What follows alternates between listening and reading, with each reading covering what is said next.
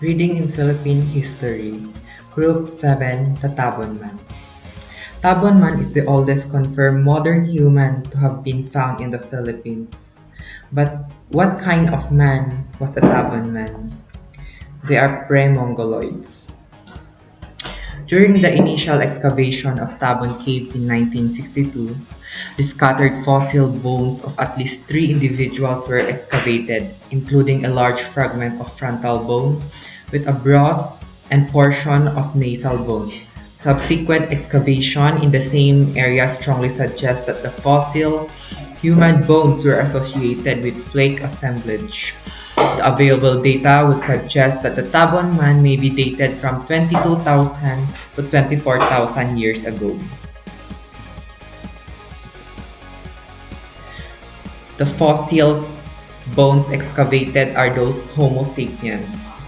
In recent publication, Scott 1969, a preliminary study of fossil bones of Tabon man shows that it is above average skull dimension when compared to a modern Filipino.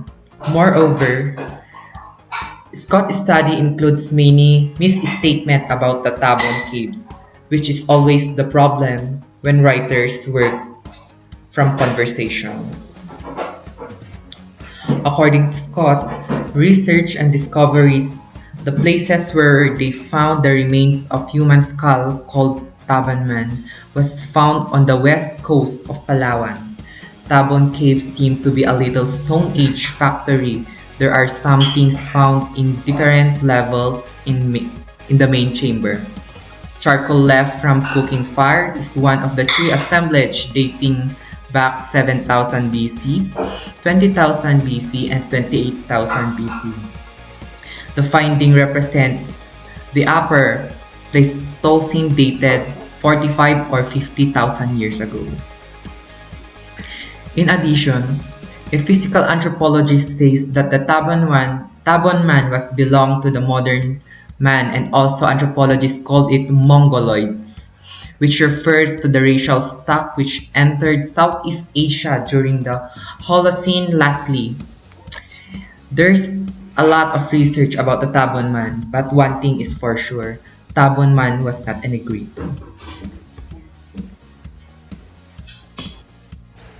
Author profiles and background.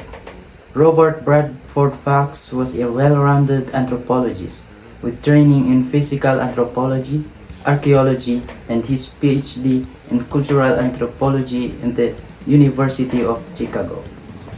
Working in the field at the National Museum of the Philippines, he alternated between ethnography and archaeology. He took part in the analysis of the flake stone artifacts from the Tabon caves. William Henry Scott, born on July 10, 1921 in Detroit, Michigan, and died October 4, 1993 at the age of 72 in the Philippines. William Henry Scott's original name was Henry King Arens, but he changed it in the year 1939 as William Henry Scott. He is known as a pre-colonial and colonial history of the Philippines, or in short, a historian. Scott finished his bachelor in Chinese language and literature at Yale University in year 1958, his master's in church history at Columbia University, and his PhD in history at the University of Santo Tomas with his advisor Horacio de la Costa. Primary sources and secondary sources. As an anthropologist and archaeologist, Robert Fox used his Tabon Caves flake stone analysis as his primary sources in his book, with additional secondary sources like Scott William Henry in 1968. The Tabon man's findings are based on Dr. Robert B. Fox's personal discoveries in his studies. It's a primary source that can be used as a foundation for future researcher and studies. Scott's research and findings about the Tabon man were a synthesis from the other researchers in the perspective of a story. Thank you very much and God bless you.